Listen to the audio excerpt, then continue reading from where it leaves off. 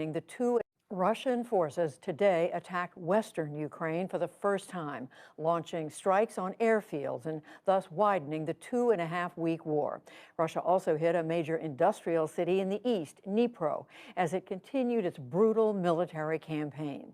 Also today, President Biden and other leaders of the so-called G7 nations revoked Russia's most favored nation trade status, which will allow for higher tariffs on Russian exports.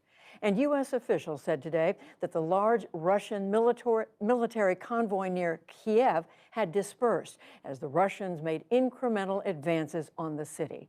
But we again begin our coverage tonight from the western city of Lviv with our foreign affairs correspondent, Nick Schifrin. In a city that until now had been spared, a residential block reduced to rubble.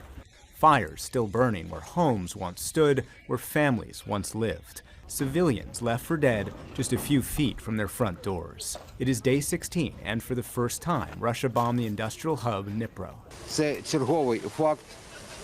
I have only one observation here. This is a continuation of fighting by terrorist methods.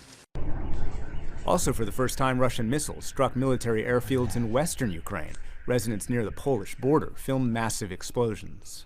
It's an expansion of the war, perhaps to disrupt supplies arriving into what had been Ukraine's quiet west. In the east, in Kyiv, the Russians once again targeted a hospital. More than 30 have been attacked. 5,000 miles away, Russia's ambassador accused the U.S. of, quote, biological activities in Ukraine. U.S. Ambassador Linda Thomas-Greenfield accused the Russian pot of calling the kettle black.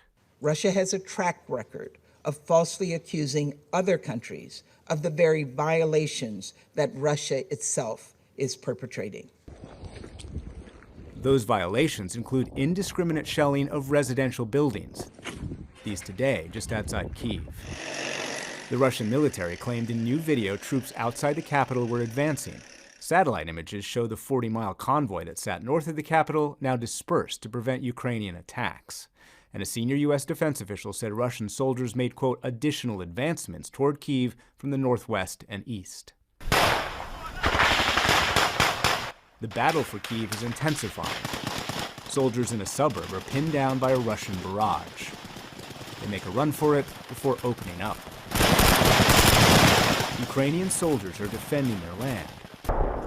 And in quieter moments, say they're motivated by revenge for this war's most heinous attacks. This soldier calls himself Devil. We will kill all the for Mariupol. We'll multiply them by 0. How's your leg? Could be better. Jan Fidra is a captain in the Ukrainian army. He was injured last week in the battle for Hostomel. He filmed the aftermath. I knew that I can die at that moment, but I did everything I could. The Russians, they lost the whole company, including the vehicles. And why do you think you had that success?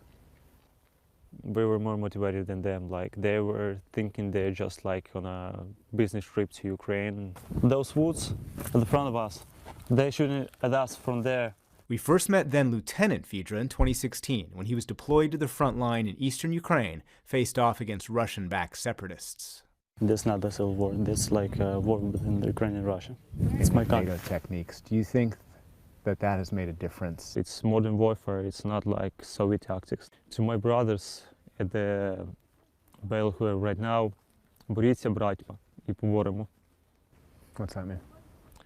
Fight my brothers and we'll win. My real brother, right now, he said. Where is he? Somewhere around Kyiv. He's in a recce group, so I don't ask him. When he calls me, I just ask, are you okay? He says.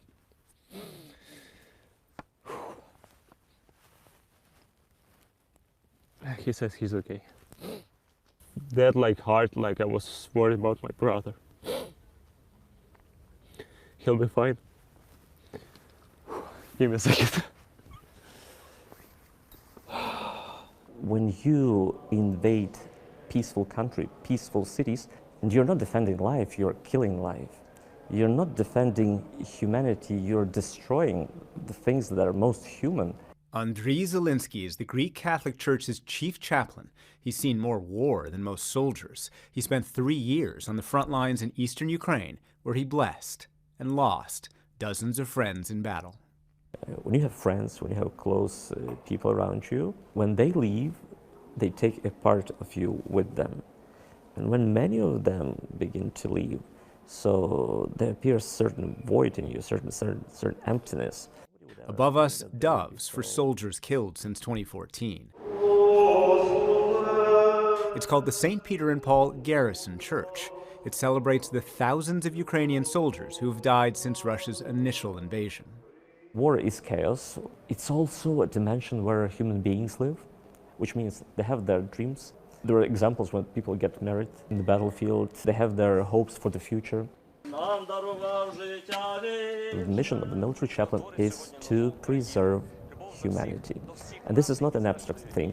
It's realized in our capacity to choose good, in our capacity to seek truth, and in our human capacity to contemplate beauty. A person who was accompanying me in one of the hottest spots of Donbass in 2016, actually I baptized him years before, we used to stop and to contemplate either the sunset or the sunrise. Later on he became a hero of Ukraine, and sad because he was killed last week.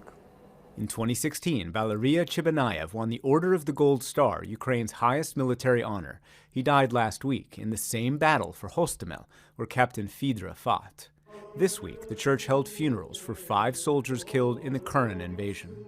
And what do you say to the families of the soldiers who've been killed in the last 2 weeks? Hope. Hope that everything was not in vain.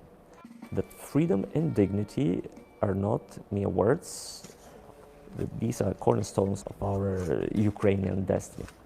And do you think the scars that you were just describing will heal? The scars require time. Nothing heals itself.